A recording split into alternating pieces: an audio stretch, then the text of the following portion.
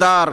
باب الریان سے جنت میں داخل ہو جائیں گے تو یہ دروازہ بند کر دیا جائے گا، دوسرا کوئی اور اس دروازے سے داخل نہ ہو سکے گا۔ تو یہ بھی روزے کی ایک فضیلت ہے کہ روزہ رکھنے سے جنت کے ایک خاص دروازے سے انشاءاللہ روزے داروں کا دخول ہوگا جنت کے اندر۔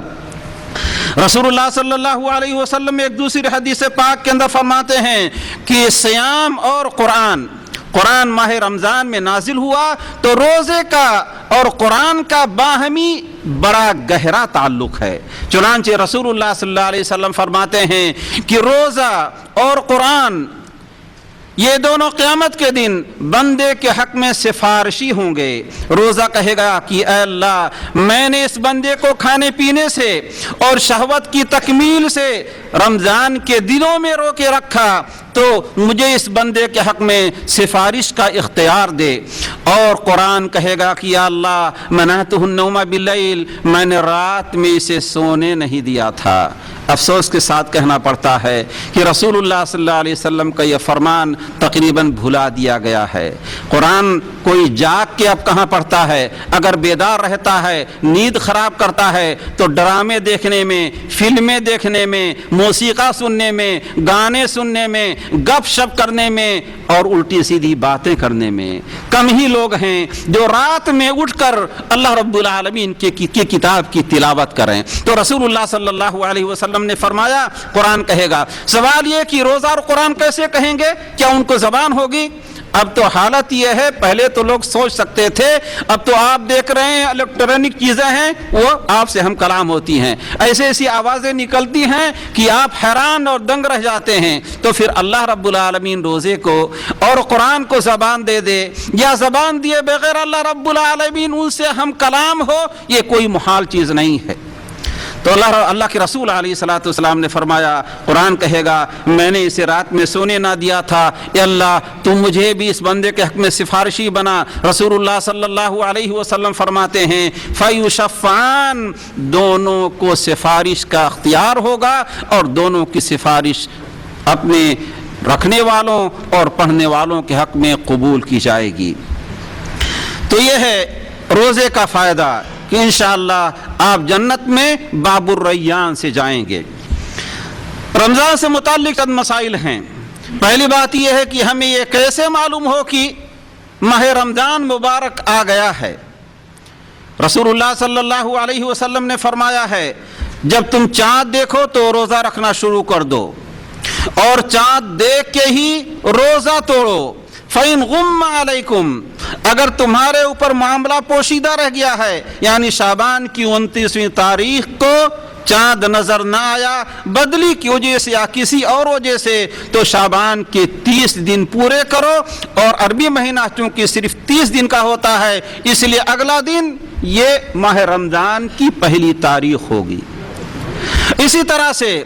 اگر رمضان کی 29 تاریخ کو چاند نظر نہ آیا تو پھر رمضان کے 30 روزے پورے کیے جائیں گے، اور اس کے بعد اگلا دن شوال کی پہلی تاریخ یعنی عید کا دن ہوگا۔ روزہ رکھنے کے لیے صرف ایک آدمی کی گواہی کافی ہے، البتہ روزہ توڑنے کے لیے 2 مسلمان قابل اعتماد 2 مسلمانوں کی گواہی ضروری ہے۔ حضرت عبداللہ بن عمر رضی اللہ تعالیٰ عنہ فرماتے ہیں، حدیث ابو داؤد شریف کی ہے کہ لوگوں نے روزہ رکھنے کی کوشش کی، ترى الناس الہلال فاخبرت رسول اللہ صلی اللہ علیہ وسلم انی رأیتہ فصامہ وامر بصیامہ، کہتے ہیں کہ لوگوں نے رمضان کا چاند دیکھنے کی کوشش کی، میں نے دیکھ لیا اور رسول اللہ صلی اللہ علیہ وسلم کو آ کے خبر دی کہ میں نے چاند دیکھا ہے، تو رسول اللہ صلی اللہ علیہ وسلم نے خود بھی روزہ رکھا اور لوگوں کو بھی روزہ رکھنے کا حکم دیا۔ تو اگر چاند نظر نہ آئے، اگر صرف ایک آدمی کو بھی نظر آ جائے اور وہ خبر دے دے کہ چاند ہو گیا، تو پھر سارے مسلمانوں کے لیے جو اس علاقے کے ہیں ضروری ہے کہ ماہ رمضان کا روزہ شروع کر دیں۔ اسی طرح سے اگر ریڈیو سے خبر آ جائے یا حکومت کی طرف سے اعلان ہو تو پھر ہم چاند دیکھیں یا نہ دیکھیں تب بھی ہم اگلا دن رمضان ماہ رمضان کا پہلا دن ہوگا، اس مناسبت سے ہم روزہ رکھنا شروع کر دیں گے۔ بعض لوگ کیا کرتے ہیں، احتیاطی روزہ رکھتے ہیں۔ اگر شعبان کی 29 تاریخ کو چاند نظر نہ آیا تو کہتے ہیں کہ ہم اگلے دن روزہ رکھیں گے۔ اگر شعبان کا مہینہ ہوگا تو نفلی روزہ ہو جائے گا، اور رمضان کا مہینہ اگر داخل ہو گیا تو رمضان کی پہلی تاریخ اگر آ گئی تو رمضان کا روزہ ہوگا۔ لیکن یہ احتیاطی روزہ رکھنا شرعاً حرام ہے۔ چنانچہ رسول اللہ صلی اللہ علیہ وسلم نے فرمایا ہے کہ تم میں سے کوئی رمضان سے 1 دن یا 2 دن پہلے روزہ رکھنا شروع نہ کرے، الا کہ ایک آدمی کسی دن کے روزے کا پابند ہے، مثلا وہ جمعرات اور پیر کا روزہ رکھتا ہے۔ اگر شعبان کی 30ویں تاریخ کو جمعرات یا پیر کا دن آ گیا تو ٹھیک ہے، وہ روزہ رکھے، یا اسے کوئی روزہ چھوٹا ہوا تھا، روزے کی قضا کرنی ہے، تب وہ قضا کر سکتا ہے۔ لیکن خالی اس نیت سے کہ ہو سکتا ہے کہ رمضان کی پہلی تاریخ ہو، شعبان کی 30ویں تاریخ کو روزہ رکھنا جائز نہیں ہے۔ اور حضرت عمار ابن یاسر رضی اللہ تعالیٰ عنہ کہتے ہیں کہ جس بندے نے اس دن روزہ رکھا جس کے بارے میں لوگوں کو شک ہے کہ وہ رمضان ہے یا شعبان کی 30ویں تاریخ ہے، فقد عصى ابا القاسم صلی اللہ علیہ وسلم، تو اس نے ابو القاسم صلی اللہ علیہ وسلم، آپ کی کنیت تھی ابو القاسم، اس نے رسول اللہ صلی اللہ علیہ وسلم کی نافرمانی کی۔ چاند دیکھنے کے بعد رسول اللہ صلی اللہ علیہ وسلم نے دعا سکھائی ہے، اللہم اہلہ علینا بالامن والایمان والسلامت والاسلام ربی وربک اللہ۔ ماہ رمضان کے روزے فرض تو ہیں، لیکن کچھ لوگ ایسے معذور ہیں کہ اللہ رب العالمین نے انہیں ماہ رمضان میں روزوں کے توڑنے کی اجازت دی ہے۔ اب آئندہ وہ کیسے قضا کریں گے، یا قضا نہیں ہے فدیہ ہے، اس کی تفصیل تھوڑا سا سن لیں۔ اللہ رب العالمین نے قرآن مجید میں فرمایا، شہر رمضان الذی انزل فیہ القرآن ھدی للناس وبینات من الھدی والفرقان فمن شہد منکم الشہر فلیصم ومن کان مریضا او علی سفر فعدۃ من ایام اخر یرید اللہ بکم اليسر ولا یرید بکم العسر ولتکملوا العدہ ولتکبروا اللہ علی ما ھداکم ولعلکم تشکرون۔ اللہ رب العالمین نے فرمایا رمضان کا مبارک مہینہ وہ ہے جس میں قرآن نازل ہوا۔ آگے فرمایا جو اس مہینے کو پالے تو اسے چاہیے کہ اس مہینے کا روزہ رکھے، لیکن اگر کوئی بیمار ہو یا حالت سفر میں ہو تو دوسرے دنوں میں ان روزوں کی وہ قضا کر لے، یعنی گویا اسے روزوں کے توڑنے کی اجازت ہے ماہ رمضان میں، بعد میں ان روزوں کی وہ قضا کر لے گا۔ اور رسول اللہ صلی اللہ علیہ وسلم کی اس بارے میں ہمارے سامنے آپ کی تعلیم ہے، ہم ذرا اختصار کے ساتھ تھوڑی سی تفصیل بیان کر رہے ہیں۔ بیمار جسے ماہ رمضان میں روزہ توڑنے کی اجازت ہے، اس کی 3 حالتیں ہیں۔ ایک حالت یہ ہے کہ بیماری کی وجہ سے روزہ رکھنے کی وجہ سے اس کی بیماری میں نہ تو اضافہ ہو رہا ہے نہ اسے کوئی تکلیف ہو رہی ہے، تو ایسے روزے دار کو چاہیے، ایسے بیمار کو چاہیے کہ وہ روزہ رکھے، یعنی اس کے اوپر روزہ رکھنا واجب ہے، کیونکہ روزہ توڑنے کا کوئی عذر اور بہانہ نہیں رہ گیا۔ دوسری صورت یہ ہے کہ اسے روزہ رکھنے سے تکلیف ہو رہی، نقصان تو نہیں ہو رہا ہے لیکن روزہ رکھنے سے تکلیف ہو رہی ہے، تو ایسے آدمی کو چاہیے کہ روزہ توڑ دے۔ رسول اللہ صلی اللہ علیہ وسلم کا ارشاد ہے، اللہ رب العالمین چاہتا ہے کہ اس نے جن چیزوں کی رخصت دی ہے، جو آسانیاں پیدا کی ہیں دین کے بارے میں، انہیں بھی اختیار کیا جائے، جس طرح سے اللہ رب العالمین کو یہ پسند ہے کہ اس کی نافرمانی نہ کی جائے۔ اور تیسری صورت یہ ہے کہ روزہ رکھنے سے بیمار کی بیماری میں اضافے کا بھی خطرہ ہے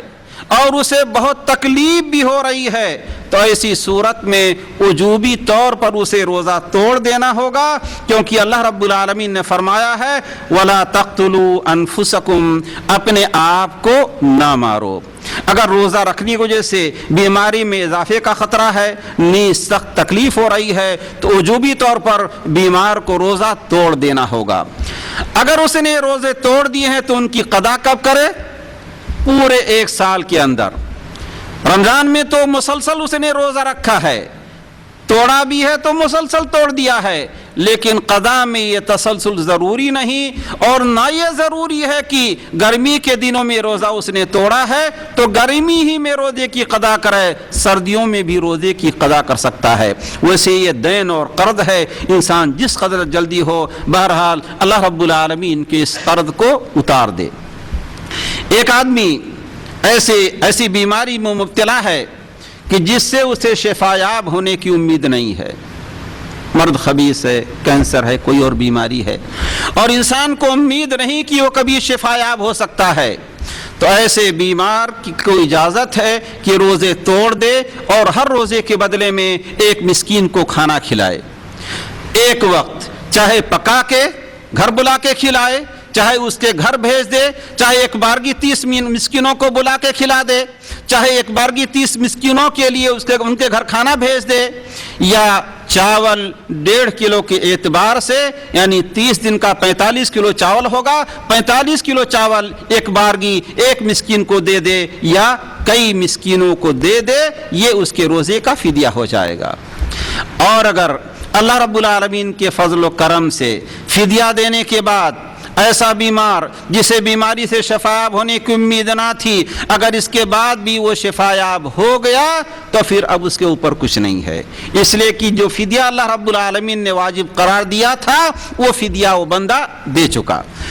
تو بہرحال ہر انسان خود ہی جانتا ہے کہ اس کی بیماری کیسی ہے اور اسے روزہ رکھنے کی طاقت ہے یا نہیں، بہرحال بعد میں ان روزوں کی اسے قضا کرنی ضروری ہے شفایاب ہونے کے بعد۔ مسافر کو بھی اللہ رب العالمین نے رمضان کے دنوں میں روزہ توڑنے کی اجازت دے رکھی ہے، مگر سب سے پہلی بات یہ ہے کہ مسافر ہم یہ دیکھیں پہلے کہ وہ مسافر ہے کیسا۔ آیا گرمی کے دنوں میں روزوں سے بھاگنے کے لیے تو اس نے سفر اختیار نہیں کیا ہے؟ اگر اس کے لیے کیا ہے تو اس کا معاملہ اللہ رب العالمین کے سپرد ہے، لیکن اگر واقعی وہ سفر پر جا رہا ہے، ضرورت ہے سفر طاعت پر جانے کی، تو اس کی بھی 3 صورتیں ہیں۔ ایک صورت یہ ہے کہ روزہ رکھنے سے اس مسافر کو نہ تو تکلیف ہو رہی ہے اور نہ تو کسی طرح کی بیماری وغیرہ کا کوئی خطرہ، یعنی کوئی مشقت نہیں ہو رہی ہے، روزہ رکھے تو بھی کوئی حرج نہیں، روزہ نہ رکھے تو بھی کوئی حرج نہیں۔ تو ایسے مسافر کے اختیار ہے چاہے وہ روزہ رکھے اور چاہے روزہ نہ رکھے۔ بخاری شریف اور مسلم شریف کی روایت ہے، حضرت انس بن مالک رضی اللہ تعالی عنہ کہتے ہیں کہ ہم رسول اللہ صلی اللہ علیہ وسلم کے ساتھ سفر میں جاتے، ہم میں کوئی روزے سے رہتا اور کوئی روزہ توڑ دیتا، روزے دار روزہ توڑنے والے کو کچھ نہیں کہتا، اسی طرح روزہ توڑنے والا روزے دار کو کچھ نہیں کہتا۔ لیکن ایک سوال یہ ہے کہ اگر ہمیں تکلیف نہیں ہو رہی ہے، ہم بائی ایئر مثلاً گئے یا گاڑی سے گئے اور اے سی میں کوئی تکلیف نہیں ہو رہی ہے، تو روزہ رکھنا بہتر ہے یا روزہ توڑ دینا بہتر ہے؟ روزہ توڑ دینا بہتر ہے۔ کیوں؟ اس لیے کہ رسول اللہ صلی اللہ علیہ وسلم سے آپ کے صحابی حمزہ ابن عمرو سلمی رضی اللہ تعالیٰ عنہ نے پوچھا کہ یا رسول اللہ صلی اللہ علیہ وسلم، میں کثرت سے سفر کرتا ہوں اور حالت سفر میں مجھے روزہ رکھنے کی طاقت ہے، تو میں کیا روزہ رکھوں؟ رسول اللہ صلی اللہ علیہ وسلم نے